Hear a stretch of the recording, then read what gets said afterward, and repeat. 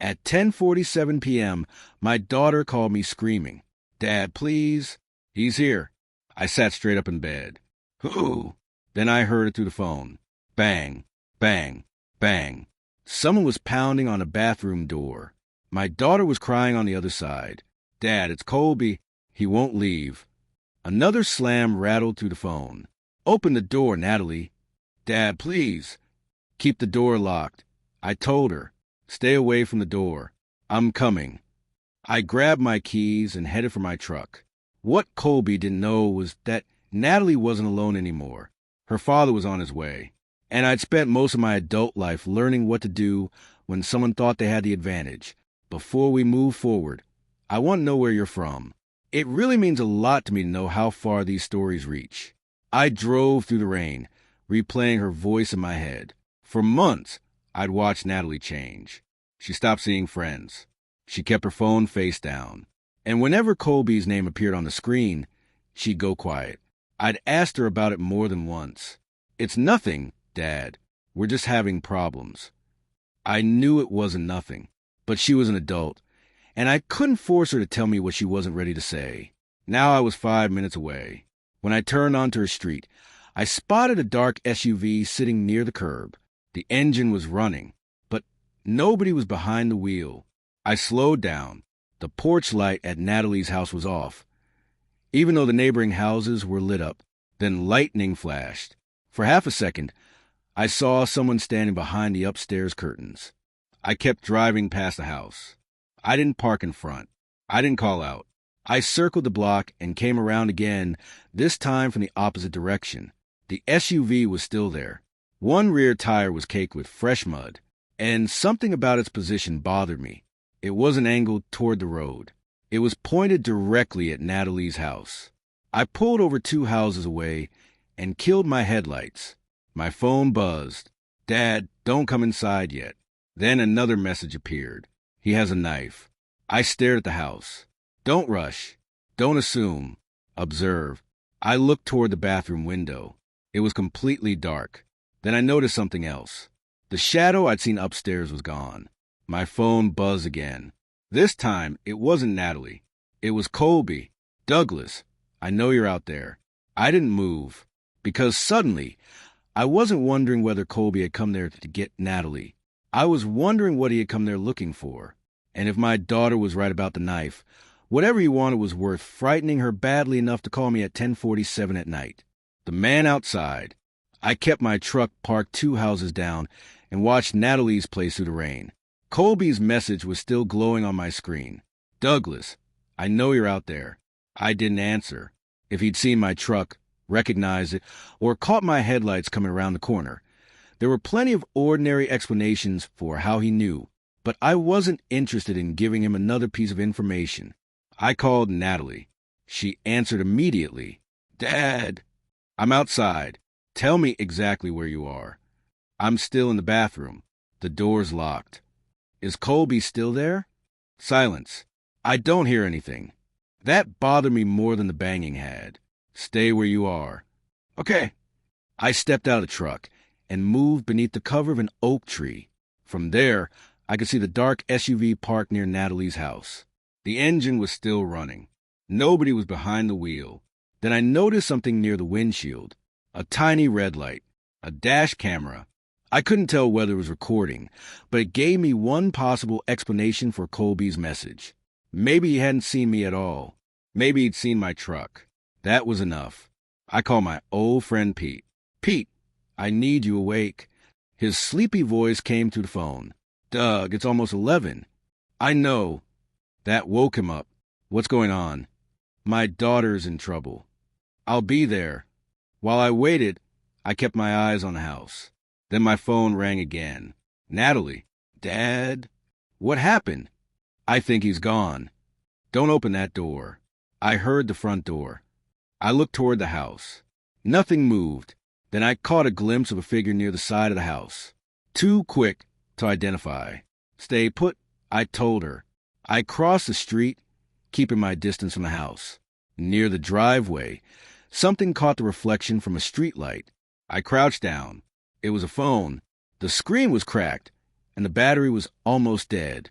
There were several missed calls, all from the same number. Unknown. I picked it up. For several seconds, nothing happened. Then the phone vibrated in my hand. A message appeared. You were warned. I stared at those 3 words. Warned about what? And who was the message meant for? I slipped the phone into my pocket. A minute later, Pete pulled up. He stepped out and looked toward the SUV. Doug. What? That SUV wasn't there when I drove past earlier. I looked at the vehicle again. So somebody arrived shortly before I did. Pete nodded. Neither of us said anything for a moment. Then he noticed the phone in my hand. What's that? Found it by the driveway. Colby's. I don't know. I looked toward Natalie's dark bathroom window. The whole situation had started with one frightened phone call and an angry ex-boyfriend at her door. But now I had a second phone, an unknown number, and a message that might not have been meant for me at all. Colby was still the obvious problem, but I was starting to wonder if he was the whole problem. Either Colby wasn't acting alone, or someone else had been watching Natalie's house long before I arrived. The pattern I couldn't ignore. By midnight, Colby was gone, but I wasn't ready to call it over. Natalie finally came out of the bathroom after I checked the house and made sure nobody else was inside. She was pale, barefoot, and still gripping her phone. I sat across from her at the kitchen table. Start from the beginning. She stared at the floor. I thought I could handle him. I know. No, Dad, you don't. She looked up. I didn't tell you everything. That sentence bothered me more than anything else she'd said that night. What didn't you tell me? Natalie rubbed her palms against her jeans. Colby wasn't always like this. I waited. He was wonderful at first. He remembered little things. Brought me coffee. Called just to ask how my day was going. Made me feel like I was the most important person in the world. And then he started needing to know where I was. When did you realize something was wrong? I don't know. She looked toward the window. Maybe that's the problem. It happened so slowly. She told me about the constant texts, the questions, the apologies, the way Colby could turn an argument around until Natalie was apologizing for something she hadn't even done. Then she told me something that made me sit forward. He started showing up. At your apartment? At work. Restaurants. Even my friend's place once. Did you report it? I called the police one time. What happened? He was gone before they arrived. Natalie lowered her voice. They told me there wasn't much they could do. I looked at the cracked phone I'd found outside. Has he ever done anything like tonight before? She hesitated. Not exactly. That answer wasn't reassuring. I opened my laptop. What was the name of the woman you mentioned earlier? Brenda. Last name? Farley. I typed it into the search bar. Several results appeared. Most were ordinary. A business listing, an old community announcement, a social media profile. Then I saw one result that made me stop. Protective order petition. Filed 4 years earlier. I clicked it. The name on the document was Brenda Farley, and the respondent was a man named Colby Weston. I stared at the screen. Natalie noticed my expression. What? Was Brenda ever involved with Colby? I don't know. I called Pete. He answered after a few rings. You're still awake? Unfortunately. I need you to check something. Brenda Farley. Protective order. For years ago. There was a pause.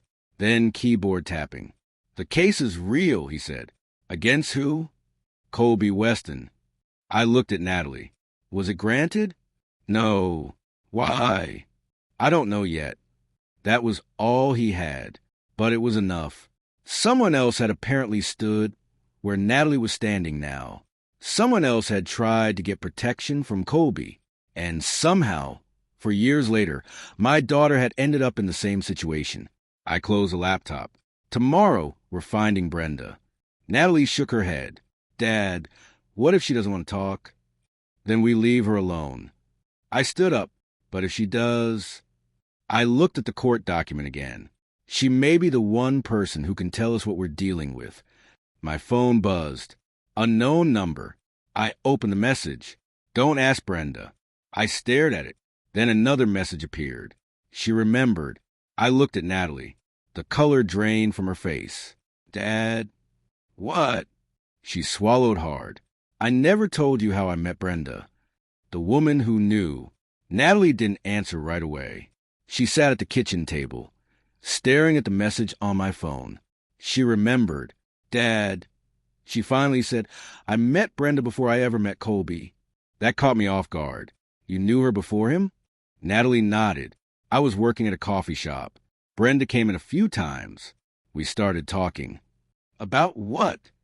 Nothing important at first. She hesitated. Then one afternoon, she asked me if I was dating anyone. I already knew where this was going.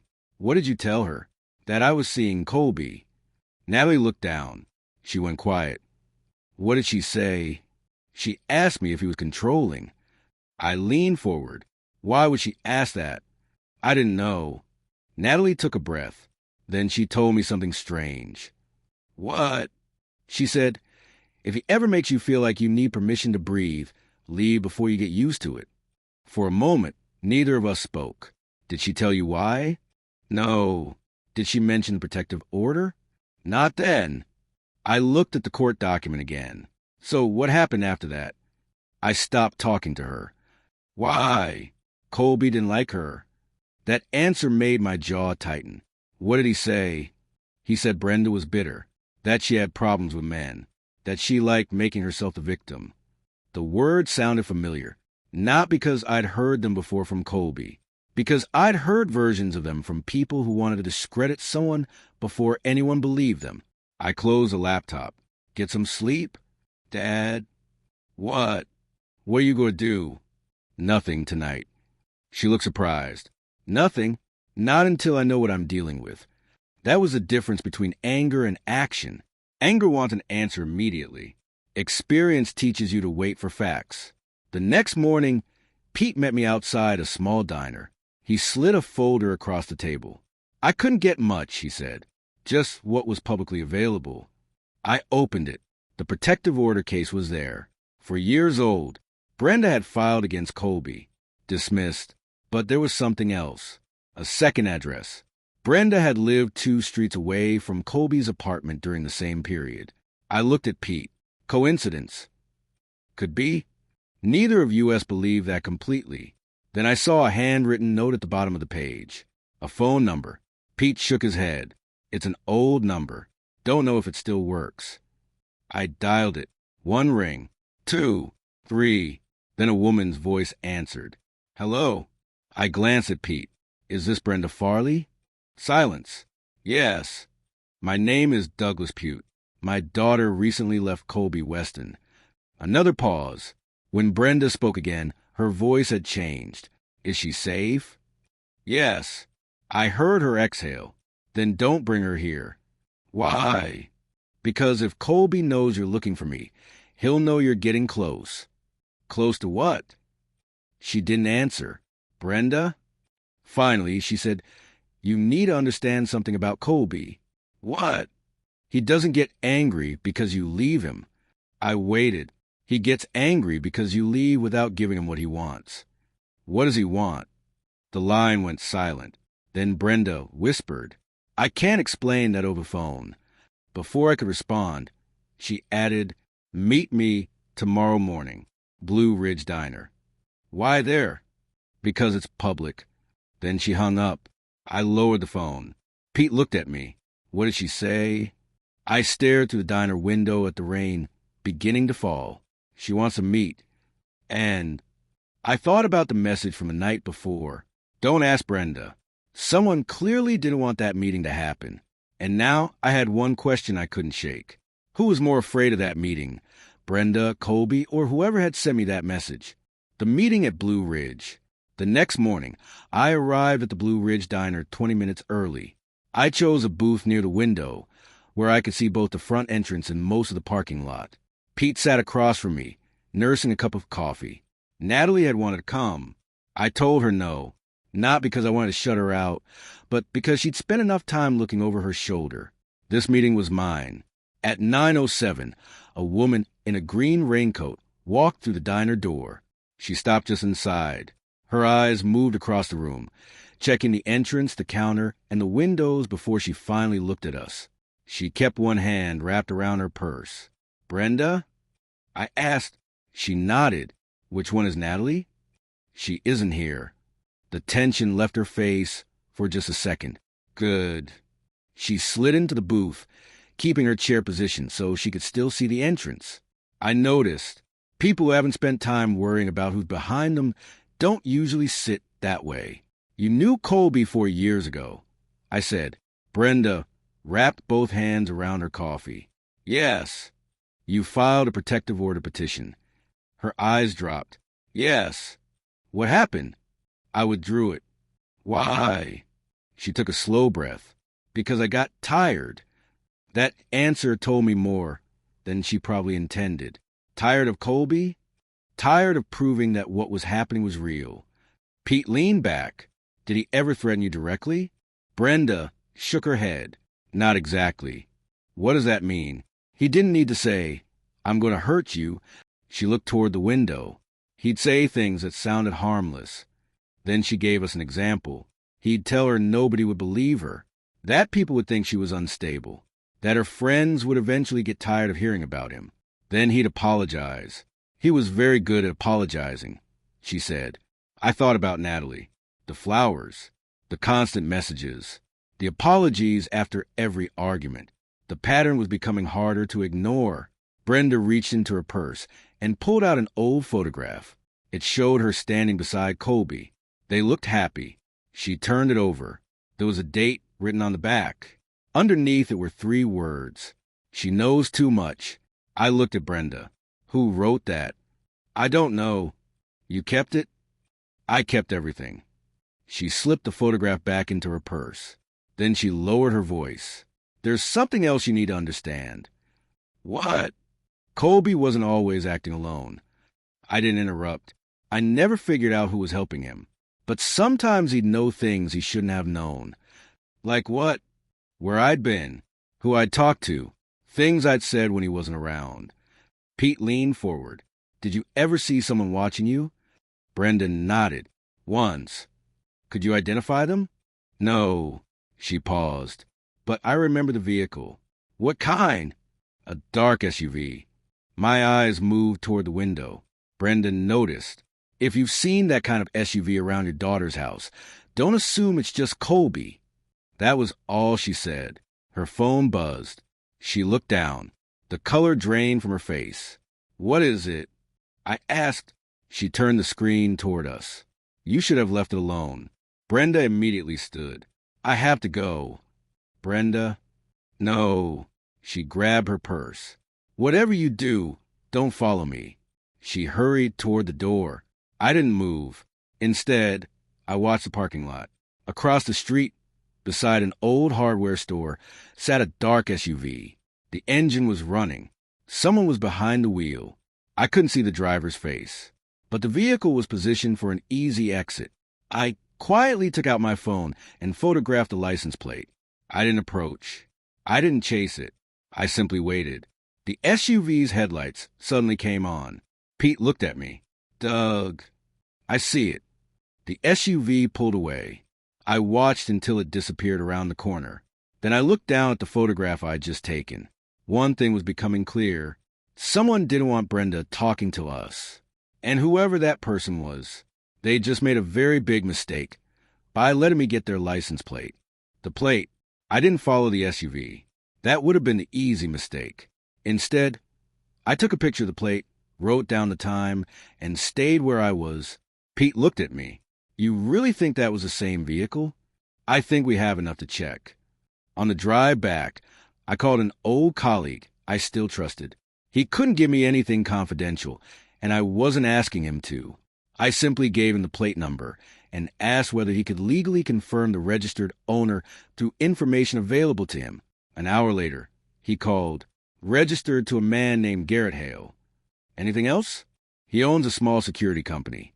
I wrote the name down. "Does he have any connection to Colby Weston?" "Nothing I can verify." That wasn't an answer, but it wasn't evidence either.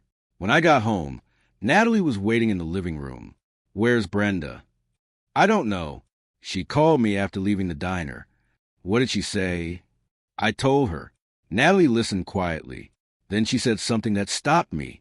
Dad, I've seen that SUV before. Where? Outside my work. When? Several times. I looked at her. Why didn't you tell me? Because I wasn't sure it was following me. That was fair. Fear can make you notice everything. It can also make you question whether you're imagining things. Did you ever see who was driving? No. Did Colby ever have a vehicle like that? No. I opened my laptop. Does Garrett Hale mean anything to you? She frowned. Then she picked up her phone and searched through some old messages. A few seconds later, she found one. Here. It was from Colby. I know people who can keep an eye on things when I can't. No name. No explanation. Just that. I saved a copy. Then my phone rang. Brenda. I answered immediately. Brenda? Her voice was quiet. Douglas, listen carefully. What happened? I shouldn't have met you. Are you safe? For now. Then tell me what you know. Silence. Finally, she said, the man in that SUV isn't necessarily the person you should be worried about. Then who should I be worried about? I don't know. That surprised me. But I know Colby wasn't the beginning of this. Before I could ask what she meant, the call ended. I tried calling back. Nothing. A minute later, another notification appeared. A photograph. No message. It showed Natalie leaving her workplace 3 days earlier. I zoomed in. The picture had clearly been taken from across the street. The angle suggested whoever took it had been close enough to watch her without being noticed. Then I noticed something in the reflection of a storefront window behind the SUV. A white pickup. It had been parked across the street, too. I couldn't see the driver. I couldn't even be sure it had anything to do with the SUV. But someone had photographed my daughter, and that was enough. The next morning, I went to Garrett Hale's office. I didn't accuse him of anything. I showed him the photograph. He studied it for several seconds. That SUV is mine. My eyes stayed on him. So you were watching my daughter? No. His answer came quickly, but not defensively. I had a security contract near that building. One of my employees was checking equipment that afternoon. Why didn't you tell me? Because I didn't know who you were. Do you know Colby Weston? Garrett paused. Yes. How? He hired my company once. For what? Security cameras. That wasn't what I expected. His house. Garrett nodded. Months ago. I watched his expression. Did you ever follow Natalie? No. Did you ever photograph her? No. His explanation was plausible. Almost too plausible. Then he said something that made me stop. The SUV wasn't there that night. What? The night your daughter called you. He leaned back. My company logs every vehicle assigned to a job. I stared at him. You're saying someone else was using your SUV? I'm saying I don't know. I left without an answer. But before I reached my truck, I checked the photograph from the diner again. Then I compared the plate with the picture Garrett had just shown me from his company records. They matched. The vehicle belonged to Garrett. His explanation might have been legitimate, but there was one problem. The photograph of Natalie had been taken 3 days before Garrett's company claimed anyone was assigned to that location. And suddenly, I had something I hadn't had before. Not proof, but a contradiction. The truth doesn't need to shout. The contradiction was enough for me to stop guessing. I didn't confront Garrett again. I didn't threaten him.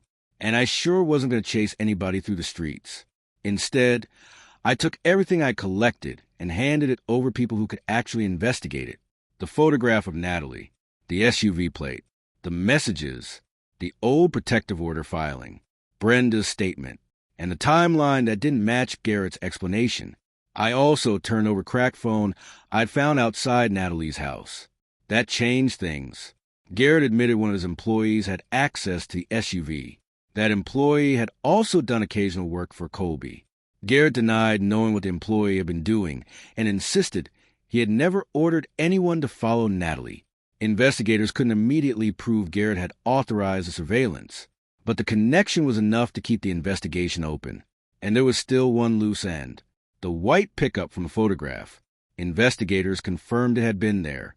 They just couldn't identify the driver. Maybe it was connected. Maybe it wasn't. For once. I didn't need to know everything before taking the next step. What mattered was that Natalie was finally being heard. Over the next several weeks, investigators reviewed the messages, photographs, witness statements, and security footage. What I'd suspected that first night slowly became a documented pattern. Colby's unwanted appearances, the constant messages, the pressure, the attempts to isolate Natalie, the photographs, the surveillance, and Brenda's story from 4 years earlier. Piece by piece, the evidence became harder to dismiss. Colby's attorney argued that I had targeted his client, that I'd used my former career to intimidate him. I sat there and listened. I didn't interrupt, because I'd learned something during my years in law enforcement. The truth doesn't become stronger because you raise your voice. It becomes stronger when the evidence survives every question. When the hearing finally came, Natalie walked into that courtroom beside me. Her hands were shaking.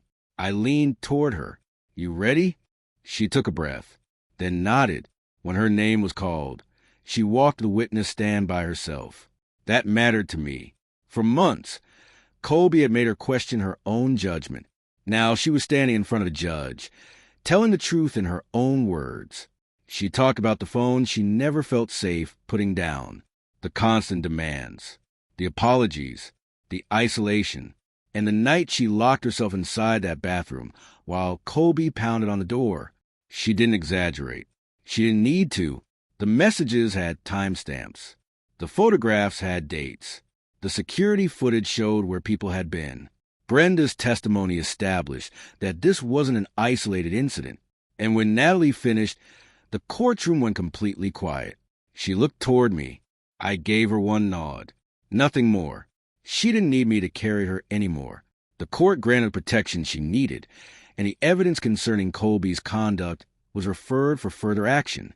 There was no dramatic fight, no revenge speech, no movie ending, just consequences.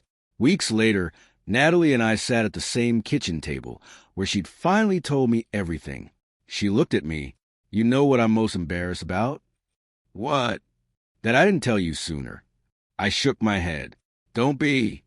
She smiled faintly. "I should have trusted you." "You eventually did." She looked down at her coffee. Then she smiled. And that's what stayed with me. Not Colby's face. Not the SUV. Not the threats. It was the sound of my daughter's voice when she finally stopped being afraid.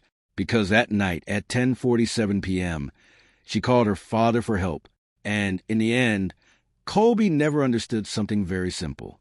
You can frighten someone into silence for a while, but you can't keep the truth quiet forever.